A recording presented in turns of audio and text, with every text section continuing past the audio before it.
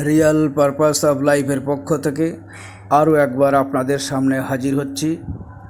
মায়ের নবরাত্রি পালন কিভাবে এবং নবদুর্গার পূজা কিভাবে হয়, সকলেই ছোট করে দুর্গা পুজো করতে পারেন এবং এই নবরাত্রি কিভাবে, কবে থেকে শুরু, কিভাবে তার নিয়ম সবিস্তারে বলার চেষ্টা করব।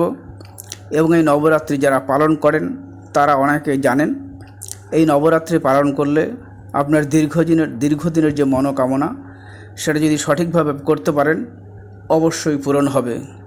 মায়ের 9 দিনে 9টা রূপ আছে, 9টা রূপে মা নবদুর্গা রূপে পূজিত হন।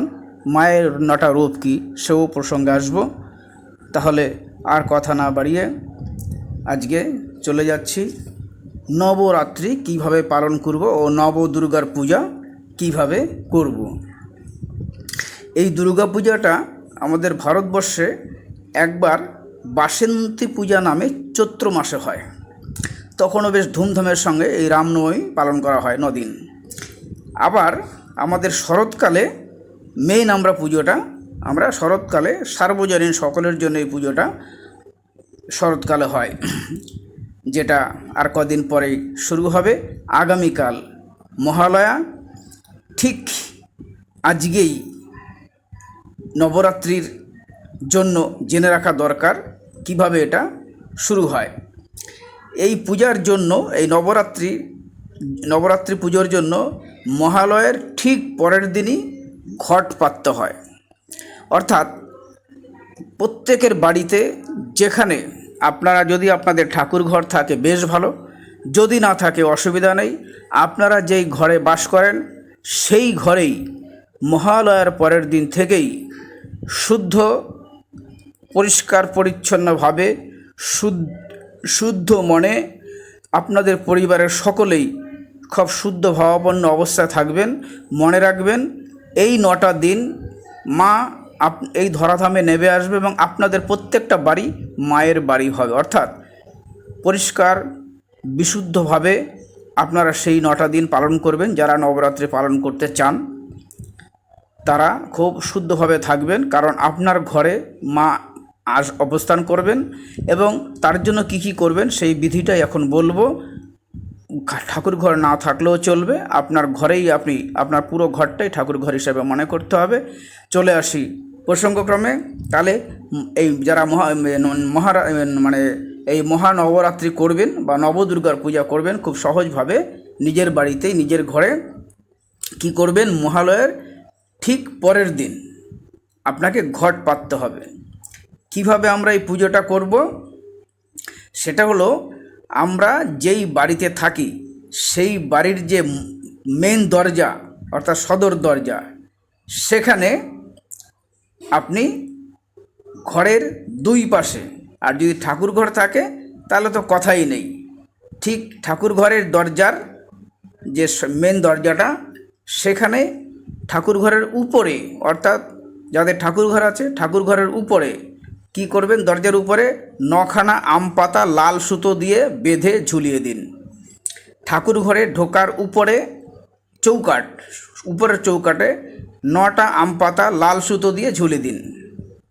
আচ্ছা, 2 দিকে দরকারে 2টো পেরেক মেরে 2 দিকে 9টা পাতা লাল সুতো দিয়ে বাঁধবেন, বেঁধে টানিয়ে দেবেন। এটা যদি আপনার ঠাকুরঘর না থাকে, আপনার মেন ঘরের যেই মেন দরজা দিয়ে আপনি ঢোকেন এসে, সেই ঘরের মেন দরজার উপরে আপনি সেই একই জিনিস 9টা আম পাতা লাল সুতো দিয়ে বেঁধে ভালো করে ঝুলিয়ে দিন, সেটা খুব উত্তম হবে। আচ্ছা, এবারে ওই 9টা পাতার উপরে কি করবেন, প্রত্যেকটা পাতায় একটা করে টিপ দেবেন, সিঁদুরের টিপ দেবেন। আচ্ছা, এবারে কি করবেন, ঘরের দুপাশে বা ঠাকুর ঘর মানে ধরে নিন যাদের ঠাকুর ঘর তাদের ঠাকুর ঘরের কথা বলছি, আর যাদের ঠাকুর ঘর নেই নিজেদের ঘরের কথাই বলছি। আচ্ছা, কি করবেন, দরজার দুপাশে 2টো মাটির ঘট বসাতে হবে। সেই ঘটে কি দেবেন, কিছু খুচরো পয়সা দেবেন। ঘটের উপরে মাটির ঢাকনা দিতে হবে। এই ঢাকনার উপরে কিছু আতপ চাল দিতে হবে।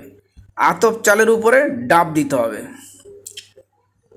আর ঘটের ও ডাবের উপরে সিঁদুর দিয়ে স্বস্তিক চিহ্ন এঁকে দেবেন, স্বস্তিক চিহ্ন ডাবেও দেবেন, ঘটের উপরে স্বস্তিক চিহ্ন এঁকে দেবেন। আর দরজার, এটা তো ঘটের ব্যাপারে গেল, ঘটের দরজার যে দুপাশ দুটো কলা গাছ লাগিয়ে দেবেন, ঠাকুরঘর হলে ঠাকুরঘরের একই ব্যাপার।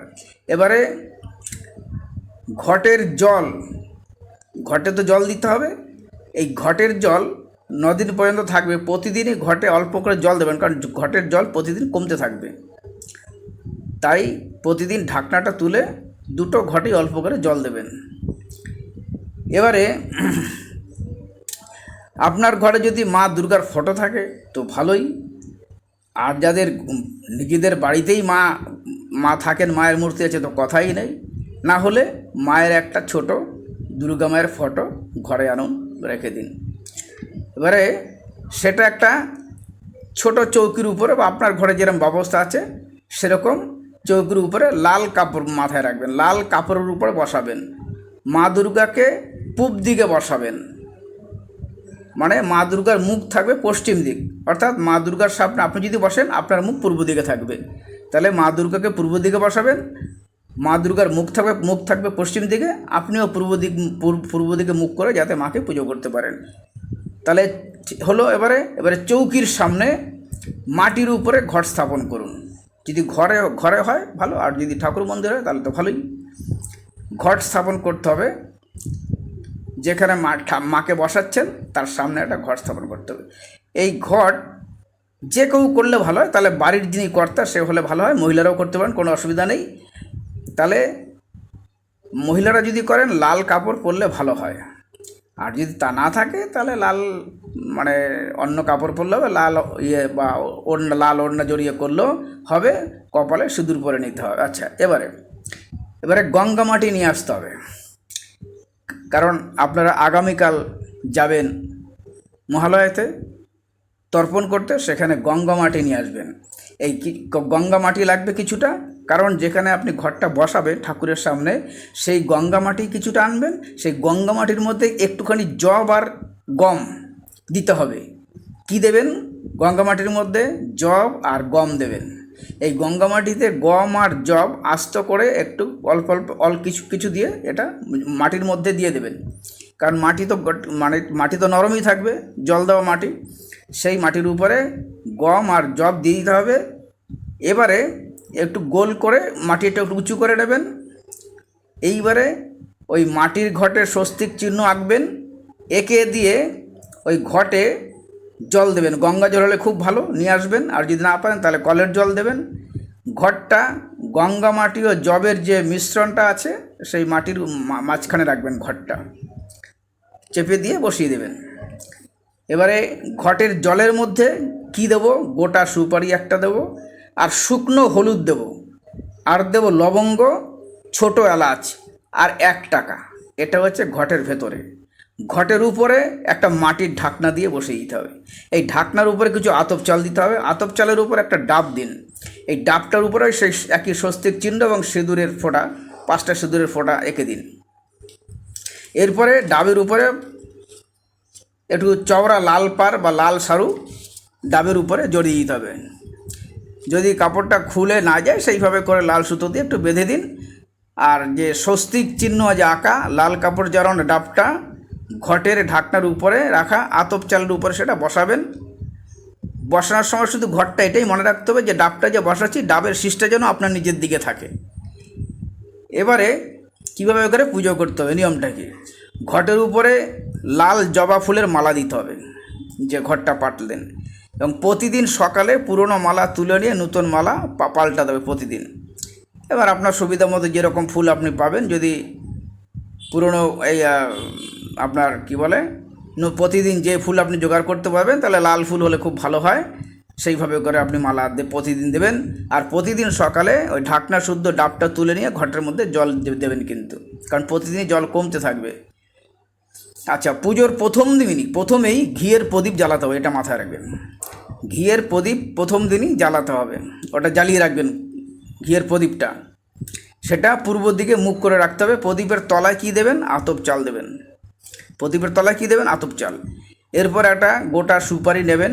যদি এই সুপারিটা নাও লাগতে পারে, যদি কারোর ঘরে গণেশ ঠাকুর থাকে, গণেশের মূর্তি থাকে, তাহলে লাগবে না। যদি গণেশের মূর্তি না থাকে তাহলে একটা গোটা সুপারি নিন। সুপারিটা লাল শালু অথবা লাল সুতো দিয়ে জড়িয়ে নিন। জড়িয়ে নিলে ওটা গণেশ মূর্তি হয়ে গেল। ওর উপরে ঘি দিন আর মেটে সিঁদুর দিন, দিয়ে সুপারিটা মায়ের সামনে রেখে দিন। আর যদি গণেশ ঠাকুর থাকে তাহলে এটা করার কোনো দরকার নেই। তাহলে মায়ের সামনে রাখা হলো। এবারে আপনারা অনেকেই জানেন যে পুজোর প্রথমে, যে কোনো পুজোর প্রথমে গণেশজির আরাধনা করতে হয়। তাই গণেশজির কাছে প্রার্থনা করতে হয়, এবং গণেশজির 12টা নাম আছে, দ্বাদশ নাম, সেই নামটা বলতে হবে। আর গণেশজির মন্ত্র হলো ওং গং গণপতয়ে নমঃ, ওং গং গণপতয়ে নমঃ। এইটা হলো গণেশের বীজ মন্ত্র। এবারে 12টা যে নাম, সেই নামটা বলে দিচ্ছি, যে কোনো বইতেও পেতে পারেন। নাম হলো প্রণম্য শিরসা দেবং গৌরীপুত্রং বিনায়কম, প্রথম। তারপর বলছে ভক্ত ব্যাসং স্মরে নিত্যম আয়ুষ্কাম অর্থ সিদ্ধয়ে। প্রথম নাম কি? বক্রতুণ্ড। একদন্তং দ্বিতীয়কম। তৃতীয়ং কি? কৃষ্ণপিঙ্গাক্ষ। গজব্রক্ত চতুর্থকম। গজব্রক্ত হলো চতুর্থ নাম। লম্বোদর হলো পঞ্চম নাম, এবং ষষ্ঠ হলো বিকটমেব। আচ্ছা, সপ্তম নাম হচ্ছে বিঘ্ন রাজঞ্চ ধূম্রবর্ণ তথাষ্টকম। অষ্টম নাম হলো ধূম্রবর্ণ। আর নবমং হচ্ছে ভালো চন্দ্রম, ভালো চন্দ্রম। দশমং তু বিনায়ক, দশম নাম হলো বিনায়ক। একদশম হচ্ছে গণপতি। আর দ্বাদশন্তু হচ্ছে গজানন। এই 12টা নাম। শাস্ত্রে বলা আছে যে ত্রিসন্ধ্যায় যদি কেউ 12টা নাম করে, তার কখনো কোনো রকম বিঘ্ন ভয় হবে না, এবং যে কাজে হাত দেবে সেটা সর্বসিদ্ধি হবে।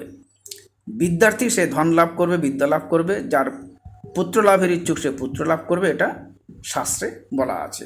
এই দ্বাদশ নাম এবং গণেশজির যে ওং গং গণপতয়ে নমঃ, এটা 21 বার বলতে হবে। এবারে তারপরে গণেশজির পুজো হওয়ার পরে গ্রহের পুজো করতে, আমাদের যে 9টা গ্রহ আছে, মা দুর্গার সামনে বা পাশের জায়গাটা ছোট সাদা কাপড় বিছিয়ে দিতে হবে। সেখানে ওই 9টা ঘর বানাতে হবে, অর্থাৎ 9টা গ্রহ আছে আমাদের। সেই ঘরটা কী করে? আটা দিয়ে, একটু আটা দিয়ে, ওই যে আমরা রুটি করি সেরকম কিছুটা আটা গুলে নিতে হবে। তারপর 9টা ঘর বানাতে হবে, মানে ওই আটা দিয়ে একটু গোল করতে হবে। গোল করে 9টা ঘর বানিয়ে প্রত্যেকটা ঘরে আটার উপরে একটু করে গম দেবেন, গম।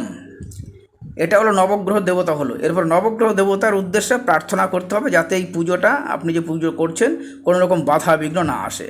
আর এই নবগ্রহ উদ্দেশ্যে আপনার যদি জানা থাকে নবগ্রহের স্তোত্র তো ভালো, যদি না জানা থাকে তাহলে নবগ্রহর 9টা যে গ্রহ আছে তাদের নাম করে প্রণাম করলেও হবে।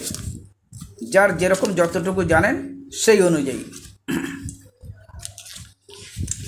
নবগ্রহ স্তোত্র যারা জানেন তাদের ক্ষেত্রে নবগ্রহ স্তোত্র আপনারা পাঠ করতে পারেন। 9টা গ্রহ আছে, 9টা গ্রহের জন্য নবগ্রহ স্তোত্র আছে, সেটা পাঠ করতে পারেন। আর না হলে নবগ্রহের 9টা নাম বলে নমস্কার করলেও হবে। এরপরে নবগ্রহের পুজোর পরে এই নবগ্রহের পুজোটা সুষ্ঠুভাবে করতে হবে। আচ্ছা, এরপরে মা দুর্গার পূজা শুরু করুন। আমি পারলে শেষে নবগ্রহ আমি মন্ত্র বলে দেবো। আচ্ছা, এরপর মা দুর্গার পূজা শুরু করতে হবে। প্রথমেই কী করতে হবে?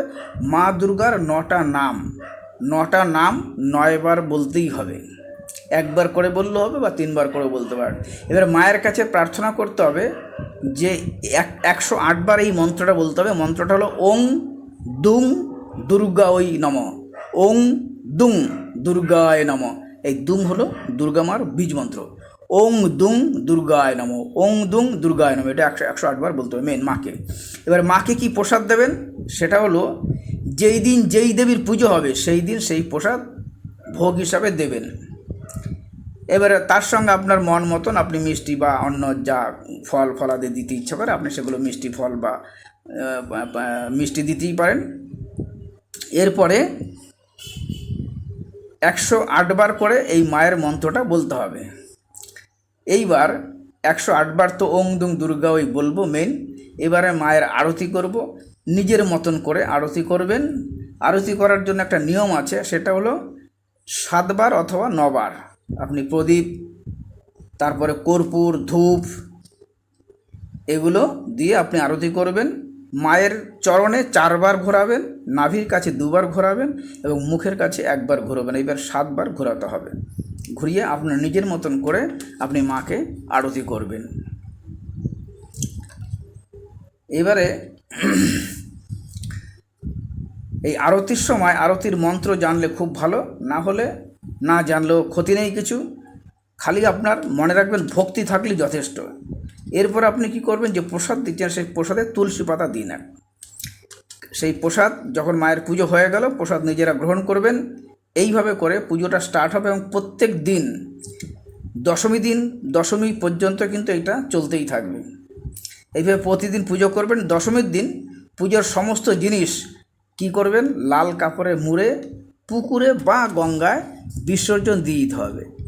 আর মনে রাখবেন, যেখানে ঘটটা রাখা ছিল সেখানে 1 গ্লাস জল বাইরে থেকে এনে রেখে দেবেন। যেখানে ঘটটা রাখা ছিল দশমীর দিন রেখে দেবেন। পরের দিন সেই গ্লাসের জলের কাছে অল্প মিষ্টিও দেবেন এবং প্রার্থনা করবেন এবং ওই মিষ্টিতে একটা তুলসী পাতা দেবেন এবং মিষ্টিটা প্রসাদ হিসেবে আপনারা গ্রহণ করবেন। আর গ্লাসের জলটা ঘরের কোনো একটা গাছের গোড়ায় দেবেন, তুলসীর গাছের গোড়ায় দেবেন না। এই পুজোর সময় অষ্টমীর দিন বিশেষ কিছু নিয়ম আছে, সেটা একটু মাথায় রাখতে হবে। প্রতিদিন আপনার এইভাবে করে পুজো করতে হবে।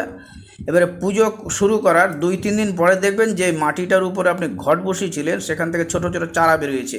এই মাটির ঘট ব্যবহার করা সেই জন্য ভালো যে ওখান থেকে জলটা বেরোতে পারে, মাটির মধ্যে যেতে পারে, সেখান থেকে অল্প অল্প জল পড়ে, যার ফলে অঙ্কুর গজিয়ে যাচ্ছে, চারা বেরোয় ওখান থেকে। 4-5 দিনের মাথায় দেখবেন ওই চারাগুলো অনেকটা বড় হয়ে যাবে।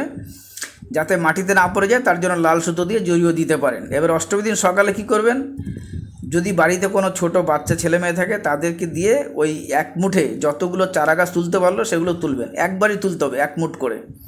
যদি না থাকে বাচ্চারা কেউ, নিজেই আপনি সেটা করবেন। তারপরে কি করবেন, সেগুলো ভালো করে মাটিটা ঝেড়ে নিয়ে সেইগুলো লাল সুতো দিয়ে বেঁধে মা দুর্গার কাছেই রেখে দেবেন সেই গাছগুলো। এবারে দশমীর দিন যখন বিসর্জন দিতে যাবেন তখন ওই লাল সুতোতে বাঁধা চারাগুলো যেগুলো তুলে মা দুর্গার কাছে রেখেছিলেন, সেই লাল কাপড়ে মোড়া যে গাছগুলো, সেইগুলো কি করবেন, আপনার আলমারিতে রাখবেন, আলমারির ভেতরে অথবা ক্যাশ বাক্সের মধ্যে রেখে দেবেন। অষ্টমীর দিন সকালে মা দুর্গার কাছে একটা নারকেল ফাটাতে হয়। অষ্টমীর দিন সকালে অর্ধেকটা নিজেরা প্রসাদ হিসাবে রাখবেন, অর্ধেকটা ওখানেই রেখে দেবেন। দশমীর দিন ওই বাকি অর্ধেকটা বিসর্জন দিয়ে দেবেন। অষ্টমী দিন পারলে আপনাদের আশপাশ থেকে 9টা বাচ্চা বা কুমারী মেয়েকে নিমন্ত্রণ করে খাওয়ালে সবচেয়ে ভালো হয়। যদি না পারেন, আপনার যেরকম পরিস্থিতি হবে সেরকম করবেন, কাউকে কোনো গরিব দুঃখীকে কিছু খাইয়ে দেবেন, তাতে আপনার পুরোটাই মঙ্গল হবে এবং তাকে সন্তুষ্ট করার জন্য কিছু আপনি যদি উপহার দিতে পারেন তো ভালো হয়। আর যদি একেবারেই কিছু না পারেন তাহলে আপনার বাড়ির যে সদস্য আছে প্রত্যেকটা সদস্যকে আপনার নিজের মতন করে কিছু টাকা দেবেন, সেটা ওরা ব্যবহার করবে, হাত খরচা করবে এবং বলে দেবেন সেই টাকার অর্ধেকটা বাড়িতে যেন তাদের নিজের যেখানে পয়সাগুলি রাখে সেখানে যেন রেখে দেয়, তাতে মঙ্গল। অর্ধেক খরচা করবে আর অর্ধেক রেখে দেবে, প্রত্যেকটা মেম্বারকে আপনি এটা দেবেন। এইবারে 9 দিন পুজো হবে মায়ের 9টা রূপের। প্রথম দিন যে পুজো হবে, মা কী রূপে পুজো হন, শৈলীপুত্রী রূপে পুজো হন। প্রথম মায়ের নাম হলো শৈলীপুত্রী। উনি কি পছন্দ করেন, ওনার ভোগ হয় গরুর ঘি মেনলি। তাহলে প্রথম দিন পুজোতে মা শৈলীপুত্রীর মন্ত্র জানলে ভালো, না জানলে আমি পরের ভিডিওতে কোনো অসুবিধা নেই, সব পরিষ্কার বলে দেবো। মা শৈলীপুত্রীর প্রথম দিন পুজো হবে, অর্থাৎ দশমীর পরের দিনই, মহালয়ের পরের দিনই মা শৈলীপুত্রী। গরুর ঘি হলো ভোগ, মেন ভোগ। দ্বিতীয় দিন হবে মা ব্রহ্মচারিণী। মা ব্রহ্মচারিণীর ভোগে অবশ্যই চিনি দিতে হবে, চিনি হলো মেন ভোগ। তৃতীয়তে যে মা পুজো হন মা চন্দ্রঘণ্টা। মা চন্দ্রঘণ্টা পছন্দ করেন দুধ আর চিনি, অর্থাৎ শর্করা মেন, দুধ আর চিনি দেবেন। আচ্ছা, চতুর্থীতে মা কুষ্মাণ্ডা রূপে পূজিত হন। মা কুষ্মাণ্ডার প্রিয় হচ্ছে মালপোয়া ভোগ দেবেন। পঞ্চমীতে হলো মা স্কন্দমাতা, উনি ভালোবাসেন কলা, মেন ভোগ। ষষ্ঠীতে পুজো হবে মা কাত্যায়নীর, উনি ভালোবাসেন মধু, অর্থাৎ যাই দিন মধু কিন্তু মেন দিতে হবে সেই দিন। আর সপ্তমীতে হচ্ছে মা কালরাত্রি, উনি পছন্দ করেন আখের গুড়। আর অষ্টমীতে হলো মেইন পুজো মা মহাগৌরী, কি ভালোবাসেন ছোলা আর হালুয়া।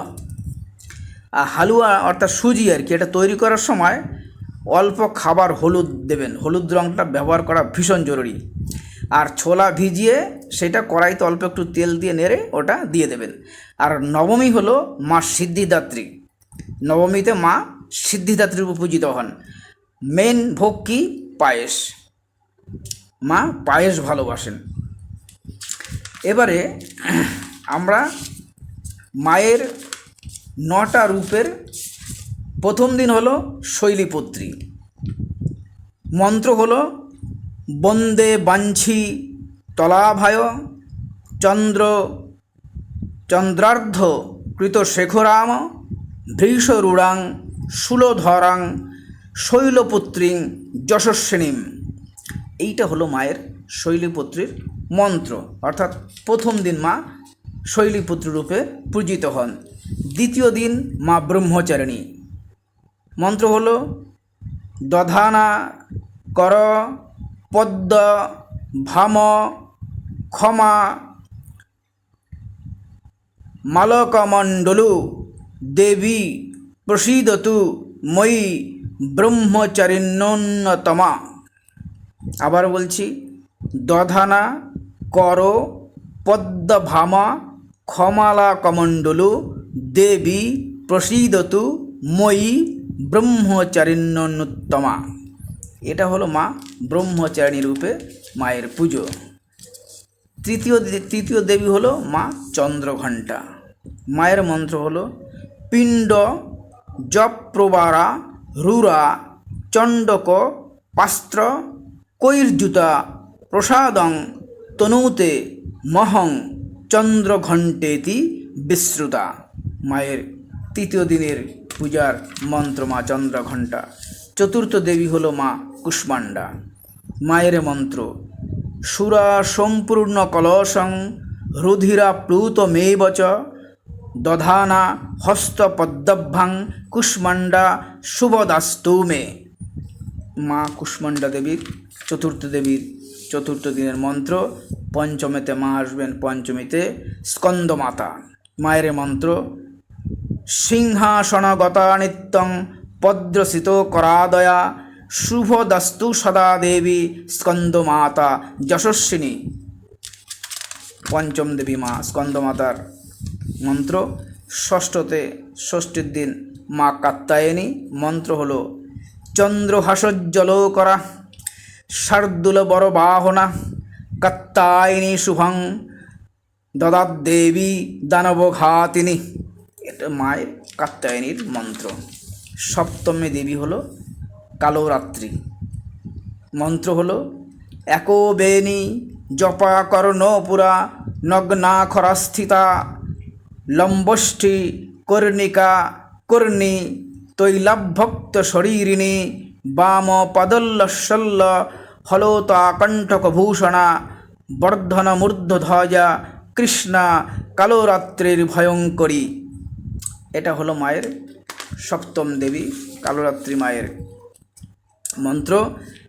অষ্টমী দেবী হলো মা মহাগৌরী, মায়ের মন্ত্র শ্বেতে বৃষে সমারূঢ়া শ্বেতাম্বর ধরা শুচি মহাগৌরী শুভং দদন মহাদেব প্রমোদদা। এটা হলো মায়ের মহাষ্টমীর দিন মায়ের মহাগৌরীর পুজো এবং মন্ত্র। আচ্ছা, নবম হলো মা সিদ্ধিদাত্রী, মা সিদ্ধি প্রদান করেন, মায়ের মন্ত্র সিদ্ধ গন্ধর্ব যক্ষা দৈর সুররৈ মরৈরপি সেব্যমানা সদা ভুয়াত সিদ্ধিদা সিদ্ধিদায়িনী। এই মার হলো সিদ্ধিদাত্রী, নবমীতে মা সিদ্ধিদাত্রী রূপে পূজিত হন। এই হলো মায়ের মন্ত্র। এটা হলো মোটামুটি 9 দিন মা এই নামে এবং এই ভোগ্য বস্তুতে মায়ের পুজো নিজের মতন করে করবেন। এইটা হলো মায়ের নবরাত্রি যারা পালন করেন তাদের জন্য এই নবরাত্রিতে যেটা মেইন করতে হবে সেটা হবে প্রতিদিন আপনারা নিরামিষ ভোজন, পিওর নিরামিষ ভোজন করতে হবে। কারণ ভাবটা হলো এই যে আমার ঘরে মা এই 9টা দিন মায়ের সঙ্গে, আমাদের পরিবারের সঙ্গে মা অবস্থান করছেন। যতটা শুদ্ধতার সঙ্গে জাস্ট কাজটা করতে পারবেন, মাকে আলাদা ভাবার কোনো প্রয়োজন নেই। মা আমাদের সবসময় সঙ্গে আছে, আমরা অনুভব করতে পারি না। অন্তত এই তিথিটাতে আপনারা এই নবরাত্রির সময়, এত ভালো সময় পৃথিবীতে, বছরে একটা দিন আসে, এই একবারই আসে, বা এই বছরে দুবার। যারা চৈত্র মাসে করেন ভালো, যারা এখন করেন ঠিক আছে। তো এই সময়টাকে যারা নবরাত্রি করেন তারা একটু শুদ্ধভাবে এই কাজটা করলে আপনাদের প্রত্যেকেরই মঙ্গল হবে। এ হলো মোটামুটি নবরাত্রি কীভাবে পালন করা হয় এবং নবদুর্গা সহজে কীভাবে পুজো করা হয়, এই হলো আমার বলার উদ্দেশ্য ছিল। এবারে ব্যাপার হলো যে এই যে নবরাত্রির যে এই যে সিদ্ধিদাত্রী যে পুরো কীভাবে করে মায়ের মন্ত্র কী পুজো আলাদা আলাদা করে, সেটা করার জন্য অন্য ভিডিওর প্রয়োজন, কারণ এটা সহজে অতটা বড় জায়গা কভার করা সম্ভব নয়। তাহলে সাধারণ মানুষ নিজের ঘরের মধ্যেই মাকে আপনারা 9টা দিন এইভাবে পুজো করতে পারেন। আর নিরামিষ ভোজন করবেন দশমী পর্যন্ত। দশমীর পরের দিন থেকে আপনারা সচরাচর যেইভাবে করে আপনারা যেমন আপনারা আহার ভোজন করেন সেইভাবে করবেন। যারা করেন এখানে কোনো যার নিজের পছন্দ, যার মনের ভাব যেরকম, যে মাকে যেভাবে দেখতে চান সেই অনুযায়ী আপনারা করবেন। আমার ইচ্ছা যে এই নবরাত্রি কীভাবে, অনেকে জানতে চায় যে নবরাত্রিটা কী পালন করা উচিত, কীভাবে এবং কী ব্যাপার, এবং 9 দিন মায়ের কী রূপে কীভাবে করে পুজো হয়, এবং মাকে কীভাবে ভোগ চড়াতে হয়, কীভাবে সহজে বাড়িতে পুজো করতে হয়, নবরাত্রি পালন করতে হয়, এইটা নিয়েই আমার ভিডিও করার ইচ্ছা রয়েছে। এই ছিল বলে আমি আজকে আপনাদের সামনে এই নবরাত্রিতে মায়ের পূজার যে বিধি সেটা আজকে বললাম। এবং এরপরে মায়ের 9 দিনের প্রত্যেকটা দিনের যে ইতিহাস রয়েছে এর পেছনে মায়ের, সেটা নিয়ে করার ইচ্ছা রইল। আজকে নবরাত্রিতে এবং নবদুর্গার পূজা কিভাবে করবেন এটা আপনাদের বলা রইল। নিয়মটাকে কেউ খুব একটা বেশি গুরুত্ব দেবেন না। বড় কথা হলো মাকে দুর্গা পূজার এই 9টা দিন মহালয়ার পরের থেকে শুদ্ধাচারে শুদ্ধভাবে যতটা পারেন মাকে নিয়ে থাকবেন। আর রাত্রি কেন বলা হলো? রাত্রি হলো দিনে যেমন আপনি পুজো করছেন, রাত্রেবেলা কী করবেন? যেহেতু মা আমাদের কাছে নেমে আসেন এই বছরের নির্দিষ্ট এই সময়টাতে, সেই জন্য বিশেষ করে রাত্রেবেলা সকাল সকাল শুয়ে পড়বেন। রাত্রে বিশেষ করে ব্রহ্ম মুহূর্তে উঠবেন, মানে রাত্রি থাকতে থাকতে উঠবেন। ওই সময়টাতে আপনি শান্তভাবে বসে মাকে নিয়ে চিন্তা করুন, মায়ের এই বীজমন্ত্র জপ করুন। ওং হ্রিং দুং দুর্গা ওই নম, ওং হ্রিং দুং দুর্গা ওই নম, ওং হ্রিং দুং দুর্গা ওই নম করে দেখুন না। শুধু এই সময়টা রাত্রি কেন বলা হচ্ছে? রাত্রিতে হলো নীরব এবং বিশ্রাম নেওয়ার সময়। আমাদের সারাদিন নানান রকম কাজ করি এবং মন এত ক্লান্ত থাকে, এত কথা, এত ঘটনা, এত পরিস্থিতি মনের উপরে চলতে থাকে, মন অশান্ত অবস্থায় থাকে। এই অশান্ত মনে ভগবানকে চিন্তা করা সম্ভব হয় না। তাই নবরাত্রিতে রাত্রিবেলাটা মন শান্ত হয়। কারণ সারাদিন যাই করি রাত্রেবেলা ঘুমোতে হয়। ঘুমোনো মানে হলো সমস্ত ঝামেলা, মানে ঝঞ্ঝাট, সব কিছু ব্যাপার থেকে আমি দূরে সরিয়ে নিজেকে নিজের মতন করে বিশ্রামে থাকতে পারি। এই 9টা রাত্রিতে আমরা বিশ্রাম, রাত্রেবেলা শান্তভাবে মাকে নিয়ে চিন্তা করা, এই হলো নবরাত্রির মেন জিনিস। দিনে আপনি যতটুকু যেভাবে পারলেন পুজো করলেন, নিয়মটা বড় কথা নয়, ভাবটাই বড় কথা।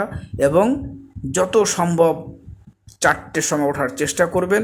উঠে হাত মুখ ধুয়ে সকালের প্রাতকর্ম করে মাকে নিয়ে ভাবনা এবং মাকে নিয়ে মার দুর্গা মন্ত্র জপ করুন।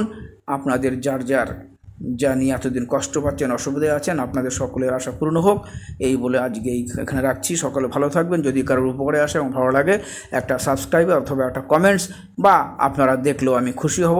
তাতে বুঝতে পারবো যে আপনাদের কাছে এগুলো পৌঁছে যাওয়াতে আপনাদের কোনো না কোনো কাজে বা ভালো লাগছে, এটা আমার কাছে বড় প্রাপ্তি। আপনারা ভালো থাকবেন।